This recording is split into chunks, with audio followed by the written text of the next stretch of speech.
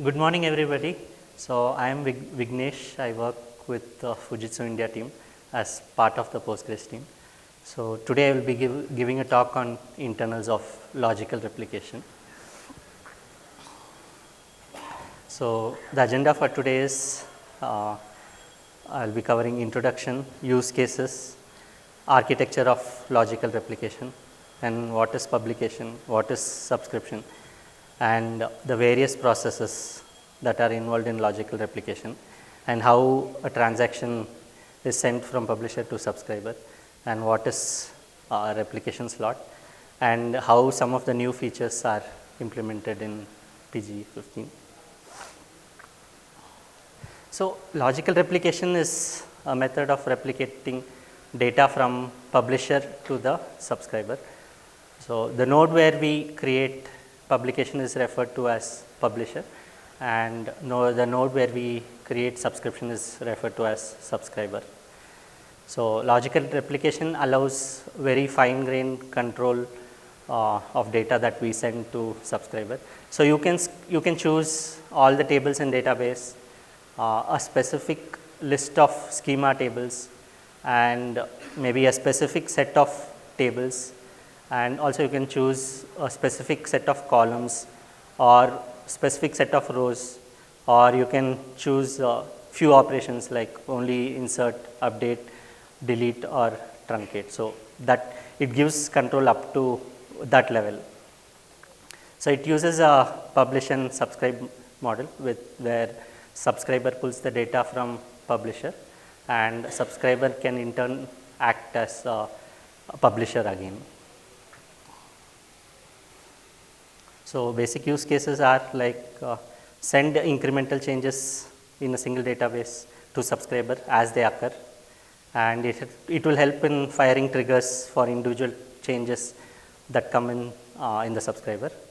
So it allows us to consolidate multiple databases into a single database for analytical purpose, and replicating between major versions.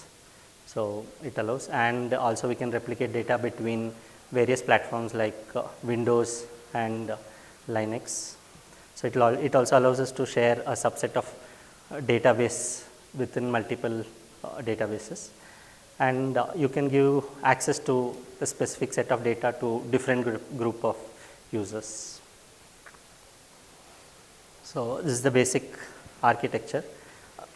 So the node where publication is created is referred to as the publisher. So that is the first box, the top box, and the node where subscription is created is the subscriber node.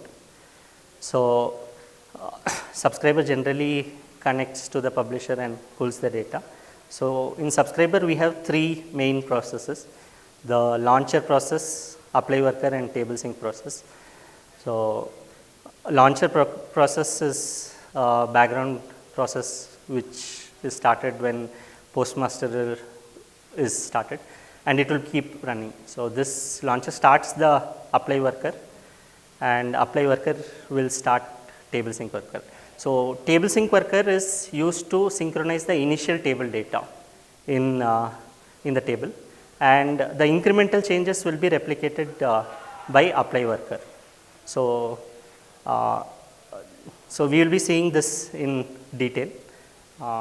In the publisher side, Walsender is the main process which will send incremental changes to the subscriber. So in the coming slides I will explain more on this. So first step of logical replication will be to create a publication. So user need to prepare the list of tables that he is planning to replicate to the subscriber. So create whether you want to create all tables or create multiple publications with a subset of tables. So once publication is created, and also you choose what all operations need to be published. So whether you want to publish all insert, update, delete, truncate, or all. So decide this, and then first step will be to create a publication. So what happens when we create a publication? So There are different types of publications like all tables, tables in schema and table publication. For all tables publication, when the publication is created, we add the publication information into PG publication catalog table.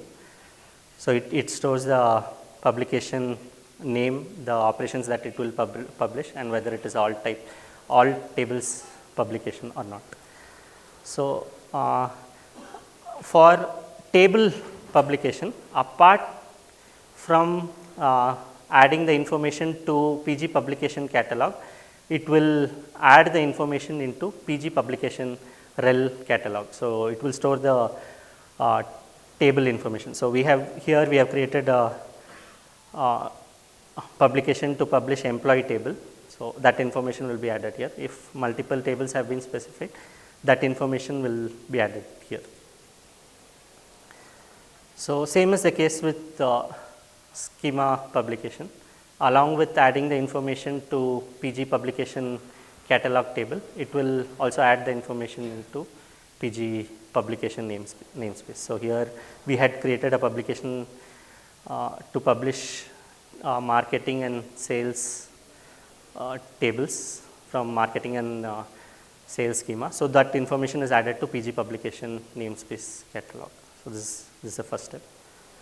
Next step is to go to the subscription. So go to the subscriber. So where we want to replicate the changes. So subscription is nothing but the downstream side of the logical replication. So it will connect to the publisher database and pull data for the multiple publication. So subscriber in turn can behave in the same way as a publisher, and we can create more complex publisher subscriber nodes. So we can have cascading replication possible. So we can have multiple subscriptions if needed in the subscriber. So it can connect to multiple publishers again. So and the subscriptions will receive the changes via replication slot. So what happens when we create a subscription? So when we create a subscription, we will have to specify the connection information of the publisher from where we need to replicate the data. So specify the connection information and the list of publications that we want to publish. So this information will be added to PG subscription catalog table. That's the first step. So once it's added to PG subscription catalog table, the next step is that subscriber will connect to the publisher and he will get the list of tables that publisher is publishing. So he will connect to publisher using the connection information specified, and our publication had the following tables like accounts and roles, department, employee tables. So that information was added to PG subscription rel table. So subscriber will use these tables to pull the data from publisher. So once this is done, next step is subscriber will create a replication slot. So in the publisher, so publisher will maintain the LSN information and the process information. So this is basically to maintain the wall that is needed, so that the wall files are not removed in the publisher, and it can be sent to subscriber as and when needed. So next step is subscriber adds the statistics into the PG stat subscription, and so initial part of create subscription is completed here, and the command will be returned to user now. So logical replication has not yet started. So now the actual work will be started. So the remaining works will be done in the background by replication launcher, Walsender, apply worker, and Tablesync worker. So after the command is created, so we will see these processes So when postmaster is started, it starts launcher. So you might be seeing this process that is running in the process list. So launcher's work is to check the PG subscription catalog table, and when any new subscription is created, it will start the apply worker. So launcher identifies that we had created a subscription now. So launcher will find this information and it will start the apply worker. So this is the first step that we are referring in the architecture diagram. So wherein launcher starts the apply worker. So next step is like once apply worker has started, apply worker will iterate through the table list. So initially we had prepared the table list. So this it will iterate through PG subscription rel and start table sync workers for each of the table. So the parallelism of table sync is determined based on the max sync workers per subscription configuration. So based on that, so many table sync workers will be started in parallel.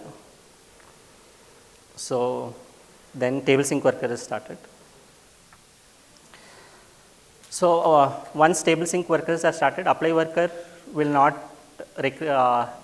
will wait till all the table sync workers synchronize the table data. So the initial table data should be synchronized by table sync workers. So till that it will wait here. So currently we don't support DDL operation, only DML operations are supported. Probably there are many teams working on DDL operations. Maybe in the coming release we might get coming or the next one. So this marks the second step in our architecture. So wherein apply worker starts the table sync workers.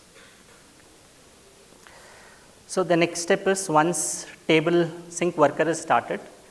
So table sync worker will know which table it need to synchronize. So first thing it does is it creates a replication slot in the publisher using use snapshot command, and the table sync worker will copy the initial table data. So initial table data is copied by table sync worker. He will copy it through copy command. So once this copy of data is finished, then it will wait for apply worker to set the LSN up to which the table sync worker should catch up. So once apply worker will have the consistent point up to which he has where he will start streaming the incremental changes. So he tells this information to table sync worker.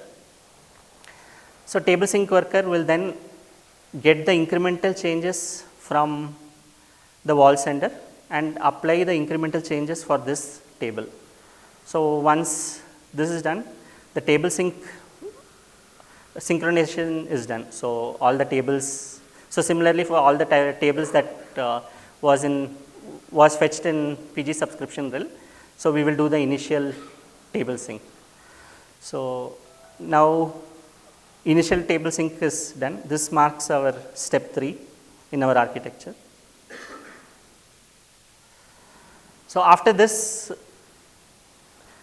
the incremental changes, replication of incremental changes happen between Walsender and apply worker. So Walsender will send the subsequent transactions from this point onwards to apply worker.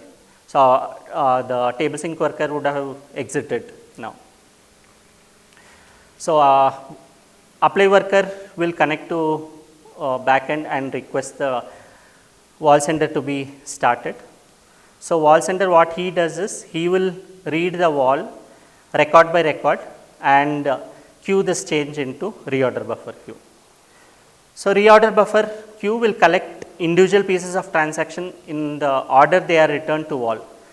So when a transaction is finished, reorder buffer queue will again reassemble all the entries that are required for this particular transaction, and it will send this transaction to output plugin. So output plugin will send it to the apply worker. And so while queuing this information to reorder buffer, if the queue size exceeds logical decoding work memory, it will find the largest transaction and evict it to disk. So it will basically spool this bigger transactions to disk, and whenever required, it will again get it back from disk and send it. So there is also an option to stream the transactions. So if streaming is enabled, then this transaction information will be sent to subscriber, but this transaction will only be applied once the transaction is committed in the publisher. So once transaction is committed, it checks if this change should be published based on the type of publication, whether it is all tables or tables list or tables in schema, and then it checks if this particular operation should be published based on what is the publish option that user has specified. And there is an option to publish via partition route. So for partition tables, it will change the relation ID and set it to the ancestor relation ID. And if a row filter has been specified, it will check if this record satisfies the row filter condition and send it, else it will skip. And similarly, if column list is specified, it will check if this column data should be published or not. If it needs to, it will publish, or it will skip it. So this transaction information will then be sent to the subscriber. Then update the statistics like transaction count, the transaction bytes, spill count bytes and transaction, and stream count, stream byte and stream transactions. So these are the steps 7 and step 8 in our architecture as shown in the diagram. So I've just given what happens in case of a DML. So like what happens between Walsender and apply worker when a DML transaction is sent. So first thing that Walsender does is it will send a begin message. It includes the LSN, the transaction commit time and the transaction ID. So apply worker just receives this information and stores it. Next is to send the relation information. So wherein it sends the relation ID, schema name, relation name, then the column informations and the relation kite. So apply worker will receive this information and store it in a hash map. Next, if suppose it's an insert transaction, it will send the relation ID and tuple information. So the tuple information includes number of columns and what are the column type, the length and data for column. So apply worker will receive this tuple information. It creates a tuple, fills the tuple with received values, and it will check if any default value need to be filled or any indexes need to be populated, and insert this record in the backend for that particular table. And delete is also similar. So just instead of insert, it will do a delete operation. In case of update, it is slightly different. It will send the old tuple as well as the new tuple. So apply worker creates a tuple for the old tuple, and it will find this old tuple in the table and update the table with the new values. In case of truncate, so we will send the truncate flags, the number of relations and the relations IDs. So apply worker gets this information. For each table, he truncates the relation, the other objects associated like indexes and toast tables also. So then finally commit will be sent. So once apply worker gets the commit, he will commit this transaction to the backend. He will update what was the origin LSN which has been currently committed, and stores the flush position, the local LSN and the remote LSN, and he periodically sends this LSN information to Walsender so that the Walsender can update the replication slot, so that the wall contents which are not required can be removed from the publisher. So then let's see how a failure is handled. So when any failure happens, maybe a network timeout or something, or the configuration timeout, so apply worker will exit. So once it exits, what happens is that, like I told you earlier, launcher identifies that apply worker has exited, and he will restart the apply worker. And as I told you earlier, that when the transaction is committed, we will store the last committed transaction origin LSN information. So we will connect to Walsender and request Walsender to start sending transactions from the last committed transaction. So there won't be any data loss. So we will get back, we will get back the data from the last committed transactions.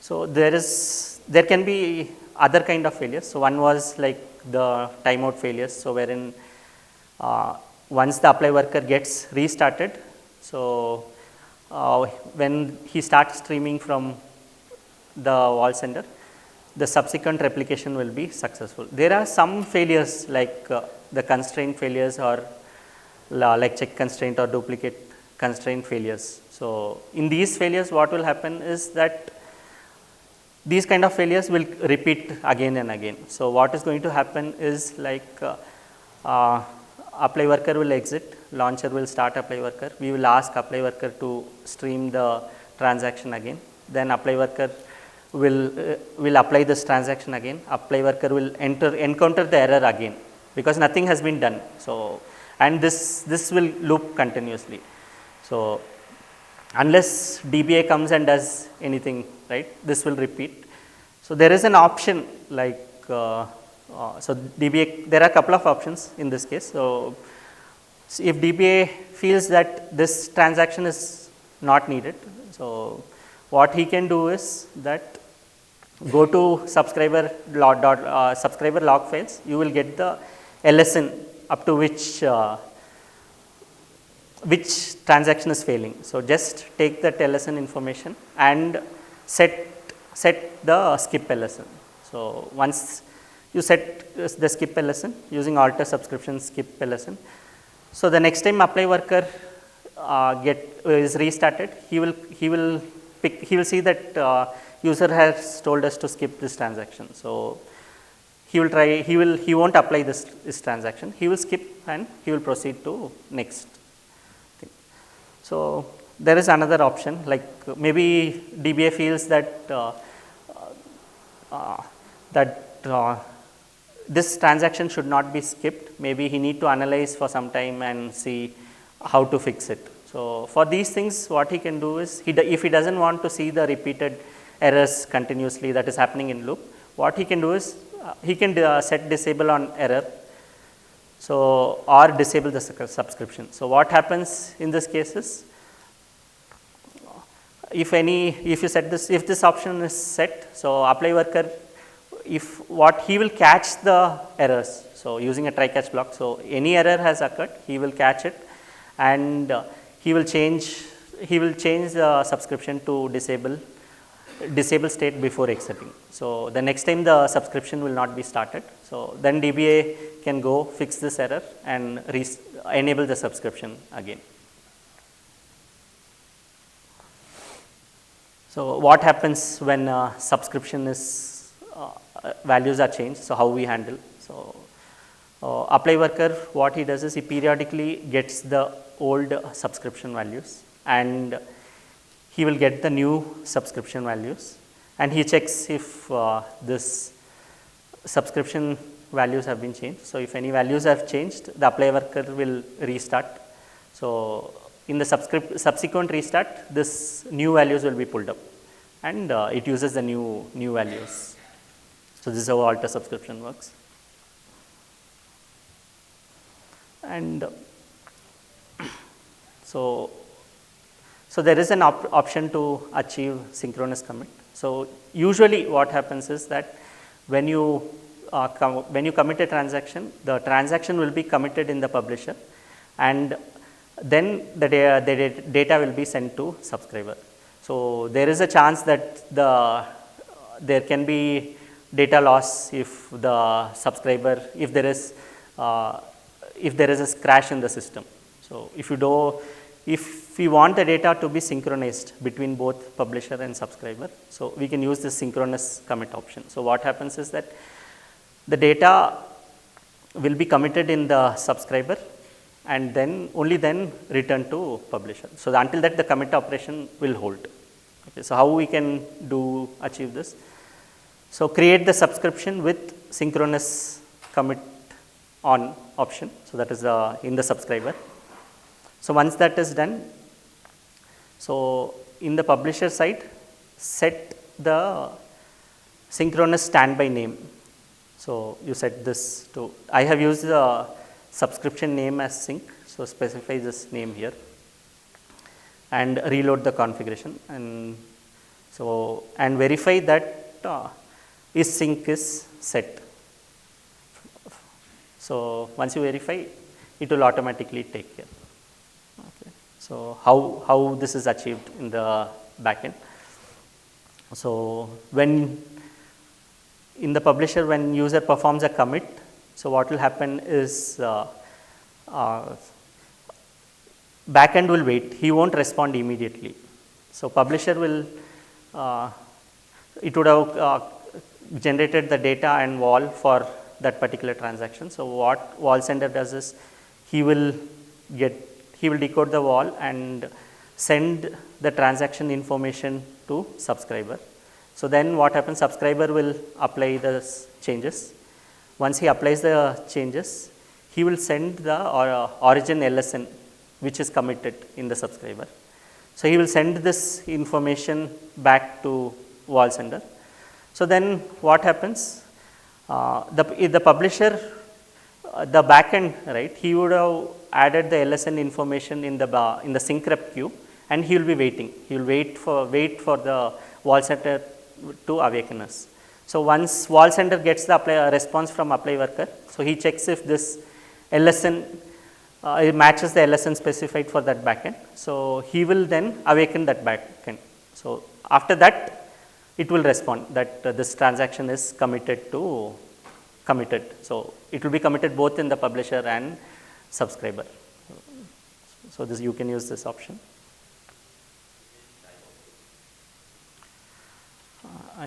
I don't think so any timeout is there for this. So, it will wait until infinitely until it is committed in the subscriber and gets the response. So, next is a replication slot. So, apply worker would have created the replication slot and uses this information and for logical replication. So, we maintain the LSN information. So, what up to what transaction we have sent, what is committed and all. So, based on this information in the publisher, we will maintain the wall files. So, the wall files won't be removed.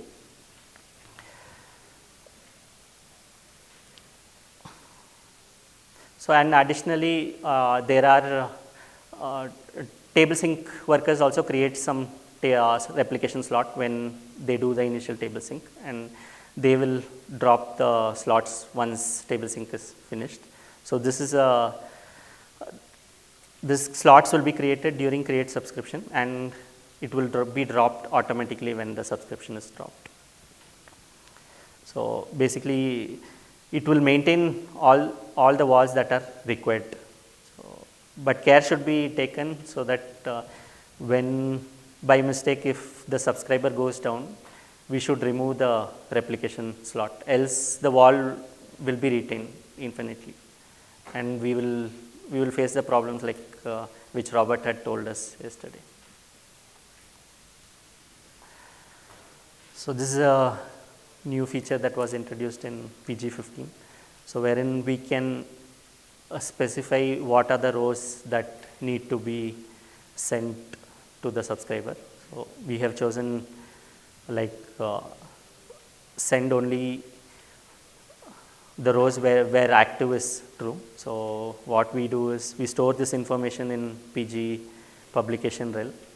So this the expression is stored there, and publisher will send only the records that satisfy this condition specified.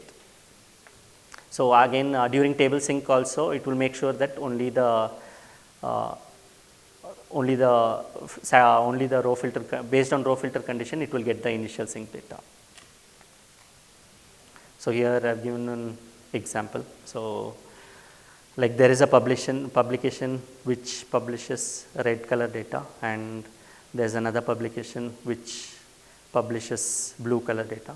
So so in the first subscription we have pulled only red color data, and if so only RGB has only R values, red values, and in the subscriber 2 if we specify multiple publications, so what happens is we will OR the condition here. So whereas like publication 1 had RGB equal to R, and publication second one had RGB equal to B. So we will OR the condition and get both the data. So if subscriber is subscribing to multiple publications, we will OR this data. And if in multiple publications we have specified all tables or all tables in schema, so then we don't consider the row filter. So row filter, the all tables and tables in schema would be given higher priority. So based on that we will get all the table data. So there is some small transformation that happens for the row filters. So for insert operations, what we do is it will check the row filter. If it satisfies, sends the data, else skip. Similarly, delete also it is same. It will check if this condition satisfies the row filter condition. If satisfied, send the delete operation, else skip. Update is slightly different. So what we do is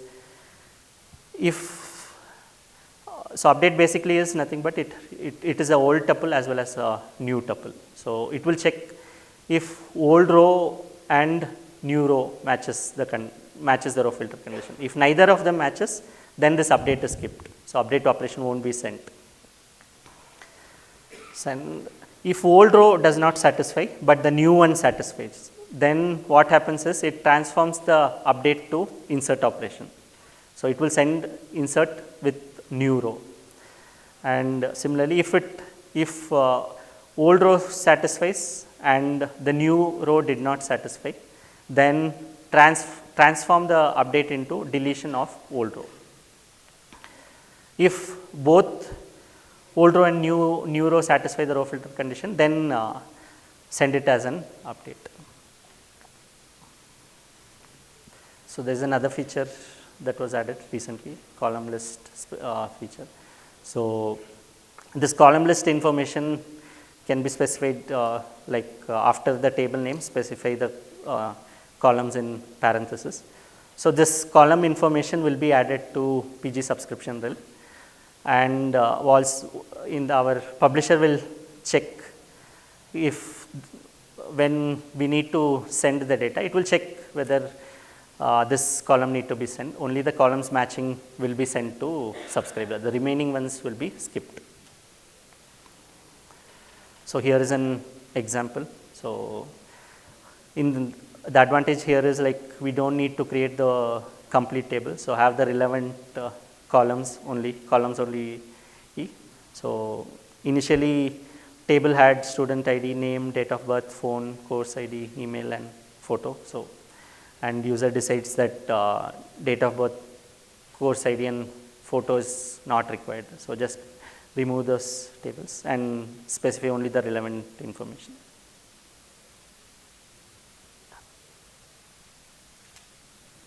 Okay. So again, during initial table sync, only column specified will be, we will get only information for this table. So for partition table, again, like how we do it for the, how we do it to change it to the ancestor table ID. Similarly, we change the relation to ancestor relation ID and we will send it. So currently we don't support column list with different column lists. Like you cannot have one publisher specifying few columns and another publisher having different columns. So combination of this is not allowed. So what are the advantages? Row filter and column list almost have the similar kind of advantage. It reduces the network traffic, so wherein we send only a subset of large data. So and provide only relevant data, and it also provides security, so wherein we can skip sending the credit card number information. So another feature that was added is tables in schema publication. So like how I told you, this information is added to the PG publication namespace catalog table. So during table sync, only the table belonging to this specified schema will be synchronized. And when during incremental sync, get the changes for only the specific schemas and send those transactions. So if it tables and schema is combined with all tables publication, then all table publication will be given higher precedence. So all the table information will be sent. So when a table is added to publication, it will be added automatically to the publisher, but subscriber won't replicate this information, because we will have the old table information in PG subscription rel. So if you want to do this, we will have to run refresh publication. So wherein the subscriber will connect again to publisher and get the tables again. So our team has written blogs on certain topics. So it has more detailed information for each of the topics, like table sync workers, the tables in schema, and how to see PG stat replication slot view, and column lists, how row filter is done, and skip LSN information. So I would recommend you all to read this. I had only this much to cover. Thank you.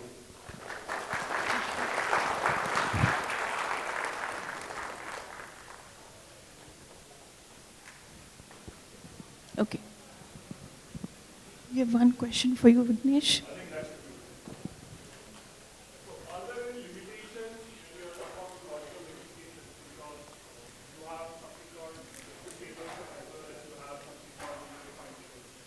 Sorry, I didn't get you. Are there any limitations with logical replication? See, logical replication, currently we don't support DDL operation. Yeah. You have a system table, right? Yes. No, system tables it won't replicate. Yeah, it won't replicate. So only the user tables that are specific, only user tables can be specified, and only the user tables specified in the publication will be published. And how does it deal with nested tables? Nested? Nested tables. You get a VR. Yeah, so like if you have created publication on like an inheritance table, right? So what happens is, like it considers both the parent and child table. So if and there is an option, right? So if in general, by default, both the data will be sent. So whether you insert into parent or child, right? Both table data will be sent to subscriber.